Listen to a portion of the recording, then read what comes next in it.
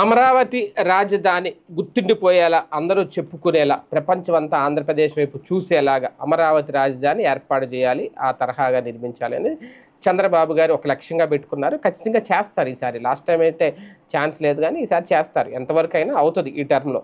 మళ్ళీ ఆయనే అధికారంలోకి వస్తే కనుక ఖచ్చితంగా కంటిన్యూ అవుతుంది. అయితే ఈ నేపథ్యంలో అన్ని అంతర్జాతీయ సిటీస్, అంతర్జాతీయ స్పోర్ట్స్ సిటీ, అంతర్జాతీయ క్రీడా స్టేడియం, అంతర్జాతీయ రైల్వే స్టేషన్, అంతర్జాతీయ విమానం అన్నీ కూడా అంతర్జాతీయంగానే జరుగుతున్నాయి. అయితే దీనికోసం వేల ఎకరాలు ఇప్పుడు మళ్ళీ మరొక 5 గ్రామాలని రాజధాని పరిధిలోకి తీసుకొచ్చారు. సిఆర్డీఏ పరిధిలోకి 2874 ఎకరాలు ఇప్పుడు అక్కడ ల్యాండ్ పూలింగ్ చేయడానికి సిద్ధపడుతున్నారట. అయితే ఈ 2874 ఎకరాలు ఇవ్వడానికి రైతులు అంగీకరించట్లేదట.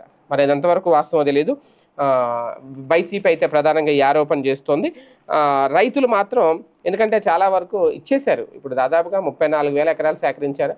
మళ్ళీ ఇప్పుడు ఇంకో 44,000 ఎకరాలు అంటున్నారా, మళ్ళీ ఇప్పుడు ఇంకొక దాదాపు 5 గ్రామాల్లో ఇంకొక 2874 ఎకరాలట. ఇలాగా అంటే దాదాపు ఇంక 1,00,000 ఎకరాలు కంప్లీట్ అయిపోతున్నాయి.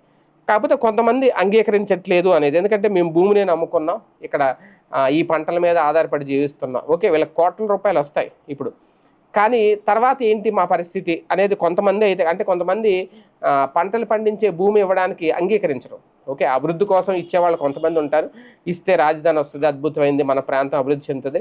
అలాగే అభివృద్ధి చెందడానికి ఇవ్వాల్సిందంత ఇచ్చేశారు. ఇంకా మళ్ళీ 2,000 ఎకరాలు, 3,000 ఎకరాలు, 4,000 ఎకరాలు లేదా 44,000 ఎకరాలు అంటే కొంతమంది అంగీకరించట్లేదు అనేది. అయినా సరే ప్రభుత్వం అనుకున్నదంటే ఖచ్చితంగా బలవంతంగా అయితే లాక్కుంటుంది. కాకపోతే భూమి ఉంటే ఆ లెక్క వేరు అనేది.